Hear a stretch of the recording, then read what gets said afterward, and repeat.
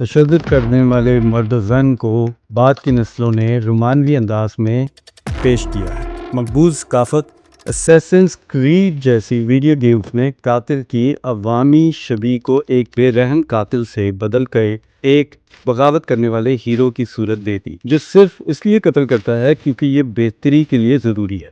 اس نقطہ نظر کی بنیادیں اسلام کی تاریخ کے اس دور میں رکھی گئیں جسے بعد میں نظاری اسماعیلی ریاست کے نام سے جانا جاتا ہے۔ میں آپ کو خوش آمدید کہتا ہوں۔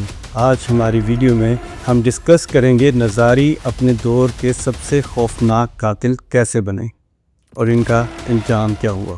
7ویں صدی میں اسلام کی تیزی سے ابھرنے اور عالمی طاقت بننے کے ساتھ ہی اس نئے مذہب کے اندرونی اختلافات نے اسے مستقل طور پر دو متضاد گروپوں میں تقسیم کر دیا۔ ایک طرف سے سنی وہ مسلمان جو یہ مانتے تھے کہ 632 عیسوی میں حضرت ابو بکر رضی اللہ تعالیٰ عنہ کا حضرت محمد صلی اللہ علیہ وسلم کے بعد خلیفہ بننا درست تھا، اور دوسری طرف تھے شیعہ جو یہ مانتے تھے کہ نبی اکرم صلی اللہ علیہ وسلم کے چچا زاد بھائی اور داماد حضرت علی علیہ السلام ہی اصل وارث یا امام ہیں۔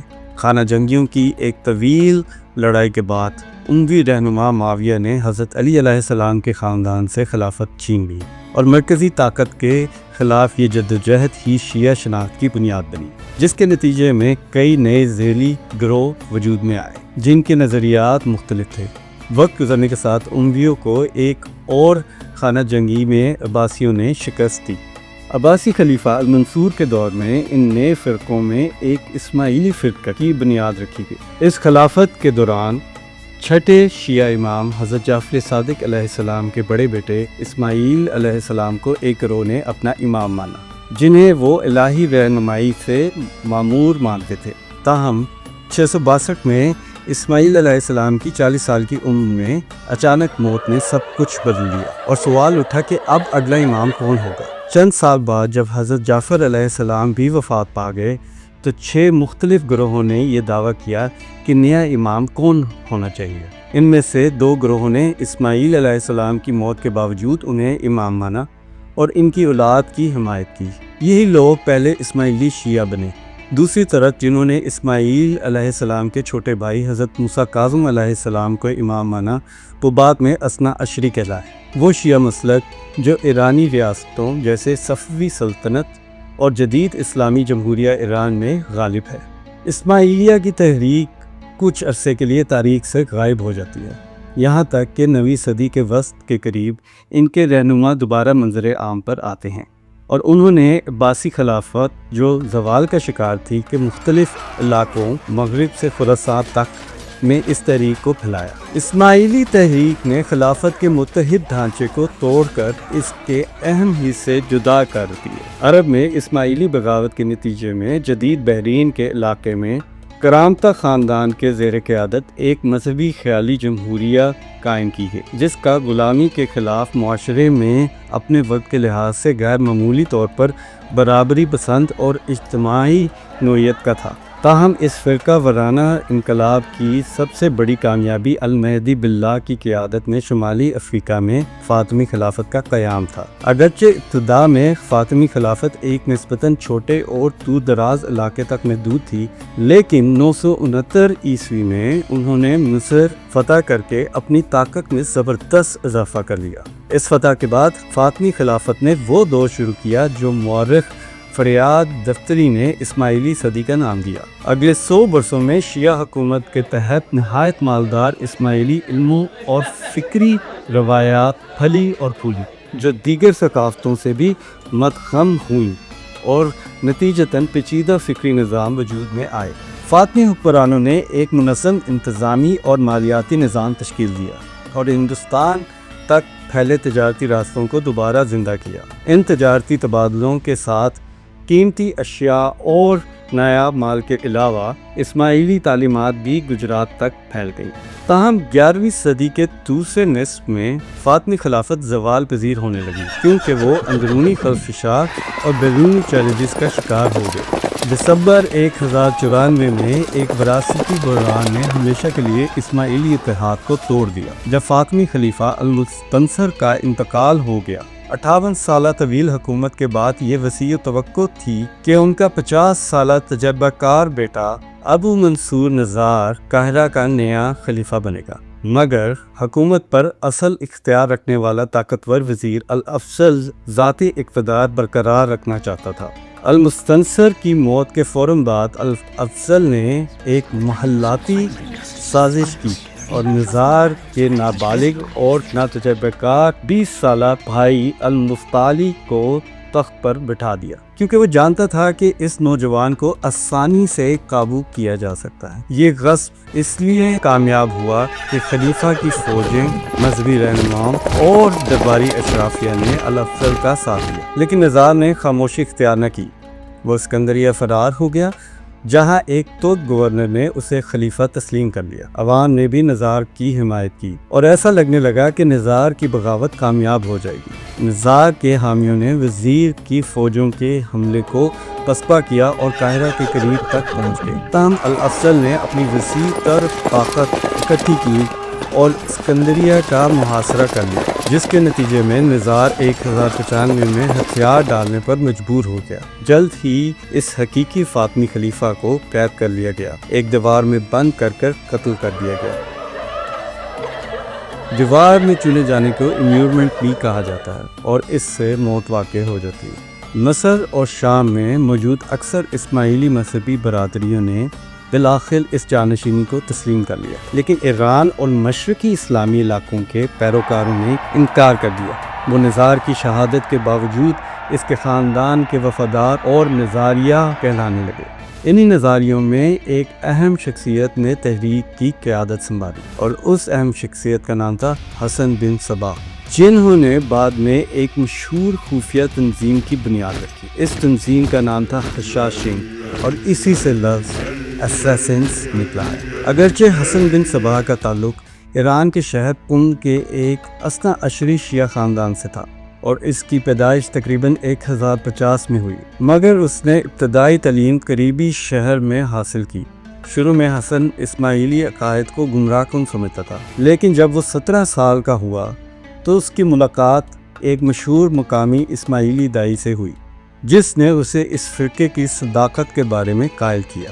اپنے نئے ایمان کو سچا ثابت کرنے کے لیے حسن نے قاہرہ میں موجود فاطمی خلیفہ المستنصر کے ہاتھ پر بیعت بھی کی۔ بعد ازاں 1078 میں مصر گیا اور 3 سال تک وہاں مقیم رہا۔ فاطمی علاقوں میں قیام کے دوران حسن ہمیشہ نزار کے کھڑے کا حامی رہا۔ اس وقت کے وزیر یعنی الافضل کے والد کے خلاف سرگرم رہا۔ یہی وجہ تھی کہ 1081 کے آغاز میں اسے جلا وطن کر دیا گیا۔ ملک بدر ہونے کے بعد وہ واپس اصفہان آ گیا۔ تب تک عباسی خلافت جو کبھی باوقار تھی، سلجوق ترکوں کے ہاتھوں تقریباً ختم ہو چکی تھی۔ سلجوق ایک اہل سنت عسکری سلطنت قائم کر چکے تھے جو خراسان سے اناطولیہ تک پھیلی ہوئی تھی، اور وہ اسماعیلی کو سخت گمراہ سمجھتے تھے اور ان کو بڑی بے رحمی سے نشانہ بناتے تھے۔ ان کے لیے حکمرانوں کے خلاف حسن نے 9 برس تک ان کی سلطنت میں دعوتی سفر کیے، ان کی عسکری طاقت کا اندازہ لگایا اور ایک منظم مزاحمتی حکمت عملی تیار کی۔ 1087 میں حسن نے ایک قدم آگے بڑھتے ہوئے اپنے دائیوں کو ایک دور دراز تقریباً ناقابل تسخیر پہاڑی قلعے العمود کے پاس بھیجنا شروع کیا، جو بحیرہ خزر کے جنوب میں واقع تھا، تاکہ وہاں کی آبادی کو اسماعیلی عقائد کی طرف مائل کیا جائے۔ اس نے سلجوقیوں کی جانب سے کئی بار کی گئی کوششوں کو ناکام بنایا، جو اس کے خفیہ سرگرمیوں کو روکنا چاہتے تھے، اور پھر مسلسل روپوش رہا۔ 1090 کے آخر میں حسن پہاڑی راستوں کے سفر کرتا ہوا چپکے سے العمود میں پہنچ گیا۔ وہاں اس نے کئی ماہ تک دیکودہ ایک معلم کے طور پر خفیہ طور پر زندگی گزاری، قلعے کے سپاہیوں کے بچوں کو تعلیم دی اور آہستہ آہستہ قلعے کے با اثر افراد کو اپنا ہمنوا بنا لیا۔ بالآخر قلعے کے گورنر کو حسن کی موجودگی کا احساس ہو گیا، مگر تب تک بہت دیر ہو چکی تھی۔ گورنر کو چاروں طرف سے حسن کے حمایتیوں نے گھیر لیا تھا۔ چونکہ وہ مزاحمت نہیں کر سکتا تھا، اس لیے اس نے قلعے کو چھوڑ دیا۔ العمود کا حصول اس ریاست کے قیام کا نقطۂ آغاز تھا۔ جسے بعد میں نظاری اسماعیلی ریاست کہا گیا، اور یہ اس نئے دور کی ابتدا تھی جس میں اسماعیلیوں اور ترک سلاطین کے تعلقات کھل کر دشمنی میں بدل گئے۔ ایک ایسی تحریک جو پہلے ایک خفیہ زیر زمین تنظیم کی حیثیت سے کام کرتی تھی، اب ایک اعلانیہ بغاوت میں تبدیل ہو چکی تھی، جس کا نشانہ سلجوقی ریاست کا دل تھا اور جس کی بنیاد مذہبی اور ایرانی قومی جذبات پر تھی۔ سلطان ملک شاہ اول اور وزیر نظام الملک اس ابھرتی ہوئی بدعت کو جڑ سے ختم کرنا چاہتے تھے۔ انہوں نے العمود پر کئی حملے کیے، مگر قلعہ تمام تر طاقت کے باوجود قائم رہا، بلکہ اس کے برعکس اسماعیلیوں نے کوہستان میں دوسرا مستحکم مرکز بھی قائم کر لیا، جب انہوں نے وہاں بھی داعی روانہ کیے۔ انہیں 1092 کے اواخر میں ایک اہم وقفہ ملا، جب سلطان ملک شاہ اور اس کے اسماعیلی مخالف وزیر نظام الملک دونوں انتقال کر گئے۔ ممکن ہے کہ نظام الملک نظاری قاتلوں کا پہلا ہدف تھے، اگرچہ اس حوالے سے شواہد غیر یقینی ہیں۔ بہرحال ان دونوں کی موت نے سلجوقی سلطنت کو خانہ جنگی کی طرف دھکیل دیا، اور وہ مذہبی اور عسکری سرداروں کے زیر اثر چھوٹے چھوٹے جھگڑالو علاقوں میں تقسیم ہو گئے۔ حسن نے اپنی پوزیشن کو مضبوط کیا اور اسماعیلی اثر و رسوخ کو وسعت دی۔ البرز پہاڑوں میں کئی اور مضبوط قلعوں پر قبضہ حاصل کیا، جن میں گرکو اور لاماسر شامل تھے۔ یہ قلعے کسی مفصل ریاست کی طرح نہ تھے، بلکہ حسن کا قلعہ جاتی نیٹ ورک کے ہر مرکز کے گرد ممکنہ طور پر دشمن علاقے پائے جاتے تھے۔ اس لیے یہ الگ تھلگ اسماعیلی قلعے نے نہ صرف ناقابل تسخیر دفاعی مورچے تھے، بلکہ دینی اور عسکری سرگرمیوں کا مراکز بھی شامل تھے۔ کہا جاتا ہے ان مشرقی اسماعیلیوں کو فاطمی خلیفہ المستنصر کی طرف سے تہنیتی پیغام ملا، مگر خلیفہ کی وفات اور اسماعیلی فرقے میں عظیم تقسیم کے بعد حسن نے مصر سے تمام روابط منقطع کر دی۔ اگرچہ سلطان ملک شاہ کی وفات کے بعد سلجوقی سلطنت کی کمزوری نے حسن کی اسماعیلی ریاست کو فوری خطرے سے بچا لیا، مگر اقتدار کی مرکزیت ختم ہو جانے کی وجہ سے حسن کا سلجوقیوں کے مکمل خاتمے کا خواب تقریباً ناممکن ہو گیا۔ اب ایسا کوئی ایک بادشاہ باقی نہ رہا تھا جسے میدان جنگ میں شکست دے کر تخت سے اتارا جا سکے۔ اب کوئی واحد ہدف نہ تھا، بلکہ کئی چھوٹے چھوٹے خود مختار حکمران موجود تھے۔ طاقتور دشمنوں میں گھرے ہوئے اپنی فوج نہ ہونے کے باعث حسن کے نظاریوں نے ایک نیا طریقہ اختیار کیا، جو صدیوں سے شیعہ گروہ اپناتے آ رہے ہیں، جسے کہا جاتا ہے سیاسی قتل، یعنی اسیسینیشن۔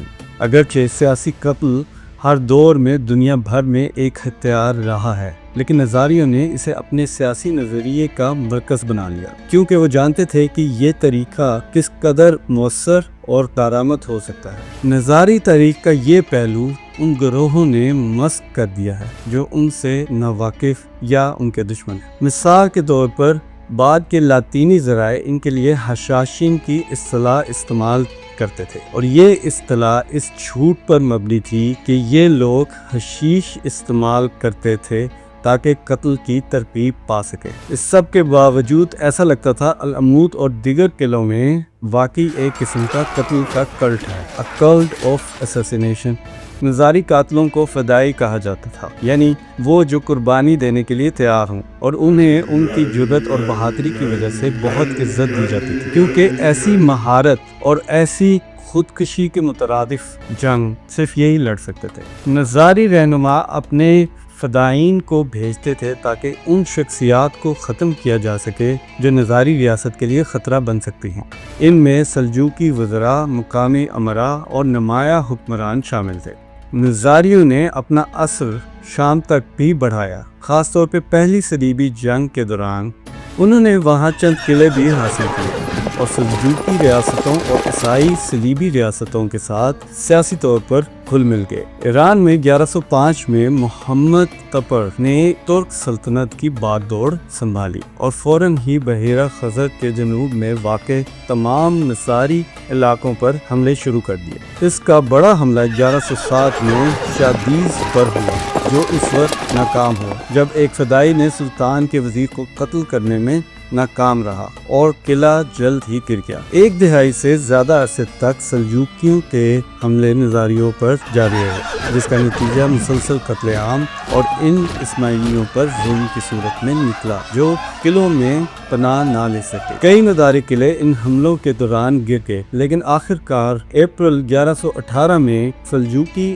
العمود پر قابض ہونے کے قریب تھے۔ محمد ظفر کا انتقال ہو گیا اور حملوں کی شدت کم ہو گئی۔ یہ نظاری سلجوق تعلقات کے ایک نئے دور کا آغاز تھا، ایک ایسی جنگی کیفیت جو تھکن کی وجہ سے جمود میں بدل گئی تھی۔ شہروں میں بڑی تعداد میں اسماعیلی مارے گئے، جس سے ان کی عوامی حمایت کو شدید نقصان پہنچا۔ حسن کی 3 دہائیوں پر مشتمل سلجوق مخالف بغاوت، جس میں ایک ایسی ریاست قائم کی جس کے پاس کوئی باقاعدہ فوج نہ تھی، اور اس نے طاقتور سلطنت کو شدید نقصان پہنچایا۔ اگرچہ یہ بغاوت ناکام رہی، لیکن نظاری ریاست اب بھی مضبوط اور متحد تھی۔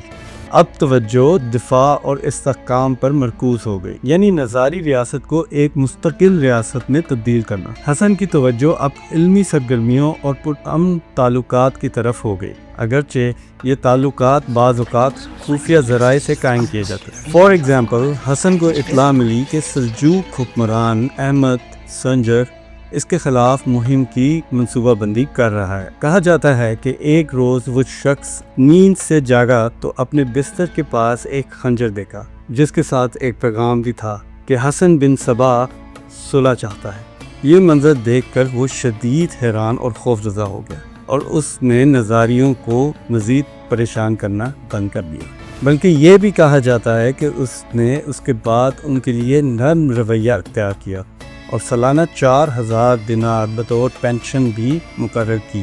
یہ بات واضح ہے کہ قتل کی دھمکی خود عمل قتل جتنی مؤثر تھی، کم از کم جب تک حسن زندہ رہے۔ تاہم 1124 میں نظاری رہنما بیمار ہو گئے اور انہوں نے اپنے جانشین کا تقرر کیا۔ نیز مشاورتی کونسل میں بھی مقرر کی تاکہ رہنما کی رہنمائی کی جا سکے۔ اسی سال حسن کا انتقال العمود قلعے کے اندر ہوا۔ اس وقت ان کی عمر 70 برس تھی اور انہوں نے پچھلے 34 برسوں میں قلعے سے کہیں باہر قدم نہ رکھا تھا۔ ان کی وفات کے بعد کئی دہائیوں تک ایک مؤثر جمود قائم رہا۔ اکثر ایسا ہوتا کہ نظاری ایران یا شام میں کوئی قلعہ حاصل کرتے، مگر جلد ہی کوئی دوسرا قلعہ ان سے چھین لیا جاتا۔ کہیں امن کے ادوار چل رہے تھے تو کہیں وقتاً فوقتاً جنگ چھڑ جاتی۔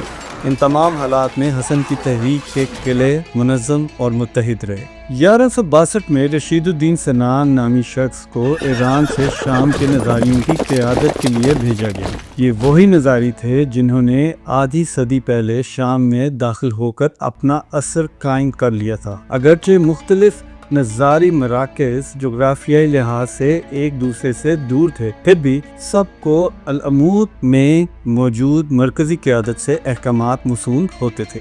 رشید الدین سنان بعد میں یورپی سیاح مارکو پولو کی کہانیوں میں بوڑھا پہاڑی شخص کے نام سے بھی مشہور ہوا۔ سنان نے شام کے اندر موجود مذہبی اور سیاسی اتحادوں کے پیچیدہ جال میں فوراً حصہ لینا شروع کیا، اور جلد ہی اس نے ایک ابھرتے ہوئے مسلمان رہنما کو قتل کروانے کے لیے فدائی روانہ کیے۔ وہ رہنما تھا صلاح الدین ایوبی، جو خطے کو متحد کرنے کی کوشش کر رہا تھا۔ نظاری قاتل 2 بار ناکام ہوئے، ایک بار ایوبی لشکر کے کیمپ میں گھسنے کے بعد اور ایک بار اس کے شہر عزاز کے محاصرے کے دوران۔ اس کے جواب میں سنان کا ہیڈ کوارٹر نسیاف کا قلعہ محاصرے میں آ گیا، لیکن وہ قلعہ نہ گرا اور بالآخر دونوں رہنماؤں کے درمیان سمجھوتا طے پا گیا۔ رشید الدین سنان کے دورے قیادت میں سب سے بدنام قتل ان واقعات میں سے تھا جو تیسری صلیبی جنگ کے اختتام پر پیش آئے۔ فرانس کے فلپ اگسٹس اور انگلینڈ کے رچرڈ دی لائن ہارٹ کے درمیان شروع سے ہی رقابت پائی جاتی تھی، اور دونوں نے یروشلم کے تخت کے لیے مختلف امیدواروں کی حمایت کی تھی۔ رچرڈ کی شدید ناراضگی کے باوجود نہایت قابل اور مؤثر کونراڈ کو اتفاق رائے سے یروشلم کا بادشاہ منتخب کیا گیا، مگر وہ کبھی تاج پوشی تک نہ پہنچا۔ 28 اپریل 1992 کو دوپہر کے وقت صلیبی سردار کونراڈ اپنے دوست बिशप ऑफ बॉय के साथ दोपहर का खाना खाकर वापस लौट रहा था और उसके हमरा चंद मुहाफिज भी थे। रास्ते में 2 ईसाई राहब जिनसे वो हालिया दिनों में मानूस हो चुका था उससे आकर मिले। दोनों ग्रुपों के दरमियान बातचीत शुरू हुई जिससे मुहाफिज मुतमईन हो गए क्योंकि वो राहिब बज़ाहिर मासूम लगते थे। उसी लम्हे जब सबसे ज्यादा बेखबरी थी तो दोनों राहिब अचानक आगे बढ़े और खंजरों से हमला कर दिया। कम से कम 2 बार उसके पहलू और पीठ पर जाकर लगे और जिससे वो सख्त जख्मी हो गया। अगरचे ये कातिल जो रशीदुद्दीन सनान के भेजे के फदाई थे या तो वही मारे गए या पकड़े गए, मगर कॉनराड या तो मौके पर ही हलाक हो गया था या करीब एक कलीसा में जाकर उसकी हलाकत हुई। इस कत्ल के पीछे मुख्तलिफ मुहर्रिकात और मुमकिन जिम्मेदारान का जिक्र मिलता है। रिचर्ड द लायन हार्ट पर भी इल्ज़ाम रखा क्योंकि वो कॉनराड का दुश्मन था, जबकि एक खत ऐसा भी मिला जिसमें ऑस्ट्रिया के बादशाह का भी जिक्र आता है। वजह चाहे जो भी हो, इस वाक़े ने यूरोप में खौफनाक और पुरसरार कातलों की अफसानवी तस्वीर को मज़ीद तक़वियत दी जो मौत से नहीं डरते थे। 12वीं सदी के आखिरी अशरों ने ख़ास तौर पर शामी नज़ारियों के अरूज का ज़माना देखा जो उस वक्त इख्तिताम को पहुंचा जब रशीदुद्दीन सनान 1993 में मस्याफ में वफात पा गए। अब 13वीं सदी का सूरज तलू हो रहा था और ये उस्माइलियों के लिए क़यामत जैसा वक्त साबित होने वाला था। 13वीं सदी के आगाज़ में मंगोल तूफ़ान इस्लामी दुनिया से टकरा गया और जो भी इसके रास्ते में आया वो तबाह हो गया। खान अपनी इस पॉलिसी की वजह से मशहूर थे कि वो जितने भी इलाकों को फतह करते उनके कामी बासलाहियत अफराद को अपनी खिदमत में ले लेते और बज़ाहिर इसमें कुछ सुन्नी दरबारी भी शामिल थे जो इस्माइलियों से शदीद नफरत रखते थे। उन्होंने यकीनन नज़ारियों की सरकशी और कत्ल गारत की शोहरत के बारे में खान को बताया होगा। शायद इन कहानियों में कुछ अफसानवी रंग भी शामिल किए गए हों, मगर इन बातों ने खान को सख्त फिक्रमंद कर दिया और उसने नज़ारियों को एक खतरा तस्वुर किया। इब्तदाई गैर वाज़ेह ताल्लुकात के बाद मोहम्मद साम ऑफ अल-अमूद को 1246 में एक खौफनाक सदमा पहुंचा जब औगदे खान के जानशीन गयोक ने तख्त संभाला तो बहुत से मुसलमान हुक्मरानों ने उसे मुबारकबाद और तहाइफ के सफ़ीर भेजे। इनमें से सिर्फ नज़ारी सफ़ीरों को सख्ती से मुस्तरद किया गया। इस दुश्मनी को मज़ीद तक़वियत देने के लिए खान ने ऐलान किया कि हर 10 फौजियों में से 2 फौजी उन इलाकों को स्कोप करने में इस्तेमाल किए जाएंगे जो बगावत कर रहे हों, ख़ास तौर पर इस्माइली इलाके। यही पॉलिसी गरियों के जानशीन मंगू खान ने भी अपनाई जो मुकम्मल कब्जा चाहता था। अगरचे नज़ारियों ने सख्त मुज़ाहमत की मगर मंगोल दबाव नाकाबिले बर्दाश्त था। 19 नवंबर 1256 को आखिरी नज़ारी इमाम खोरशा ने अल-अमूद किला हलाकू खान के हवाले कर दिया और इब्तदाई तौर पर उसे रियायत दी गई, मगर जब उसे इस इलाके से निकाला गया तो बेरहमी से कत्ल कर दिया गया।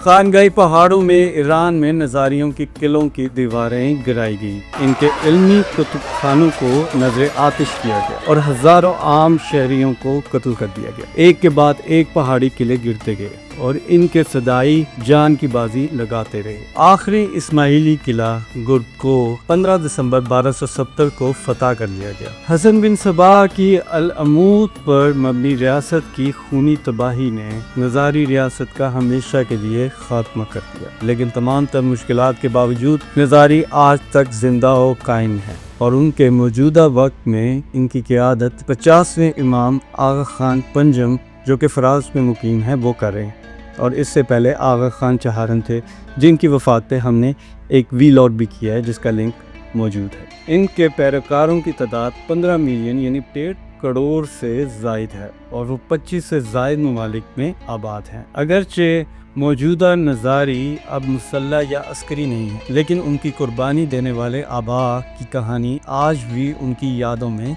रोशन है। हमारे पास हमेशा मज़ीद कहानियाँ होती हैं, इसके लिए यकीनी बनाएं कि हमारे चैनल को सब्सक्राइब करें और बेल आइकन को भी क्लिक करें।